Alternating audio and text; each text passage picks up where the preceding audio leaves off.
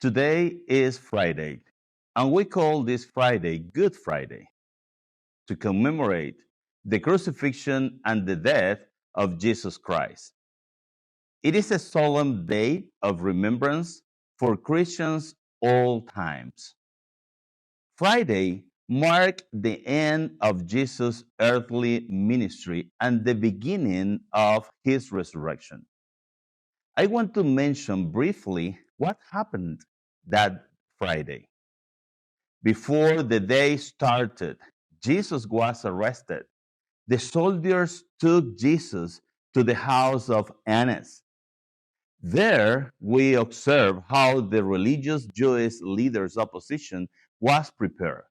So they condemned Jesus to death and led him to Pilate. Even though Pilate doesn't find any fault in Jesus, pressured by the crowd, Pilate eventually orders Jesus' crucifixion. It was a Roman punishment reserved for criminals.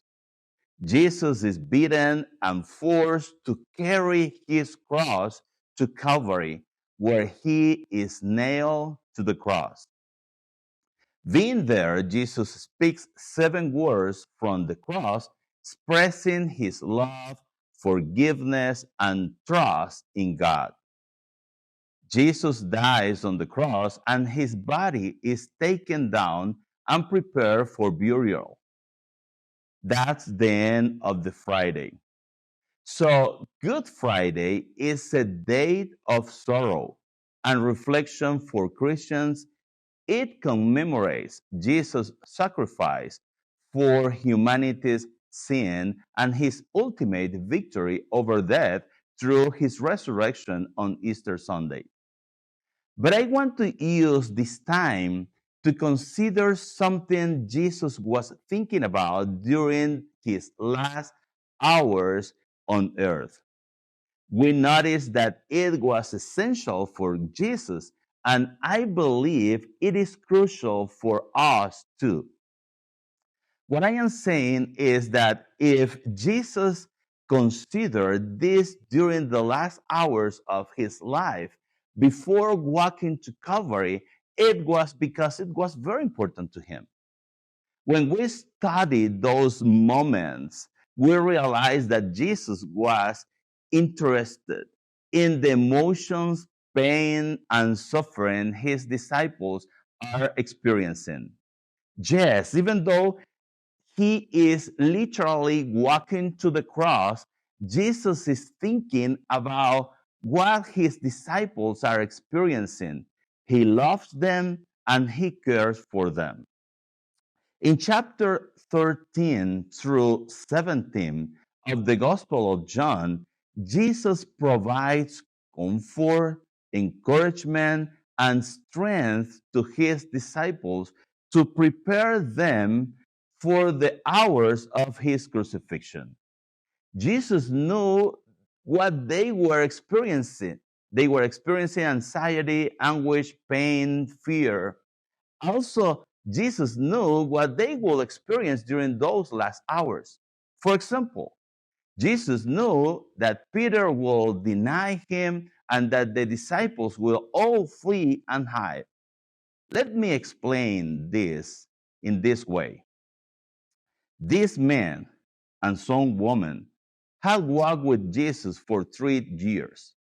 During this time, Jesus shared his life and teaching with them.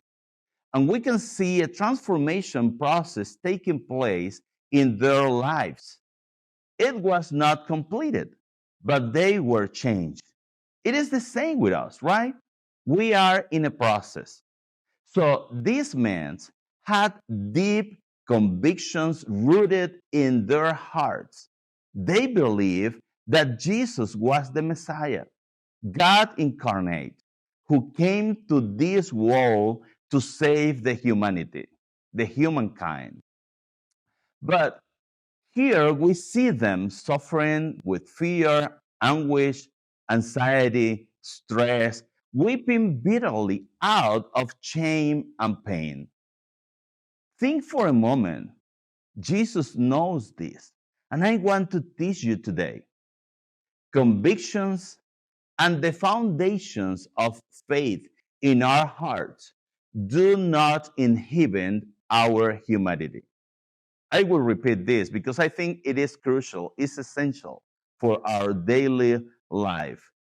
Convictions and the foundations of faith in our hearts do not inhibit our humanity. Let me say this from another perspective. When we suffer and cry over the pain we experience, when we experience anguish and anxiety and any other painful feelings, it doesn't mean we don't have faith. It means we are human beings. Christians have struggled with this for hundreds of years. They feel guilty when they experience pain, anguish, anxiety, and fear. They think they shouldn't feel these feelings if they have faith. But that's not the case. Jesus understood this. And that's why, in those final days, in the last hours of his life, understanding what his disciples were experiencing in those last hours, he consoled them, encouraged them, and invited them to continue believing. I don't know what you may be experiencing this day, but I want to invite you to continue believing in Jesus.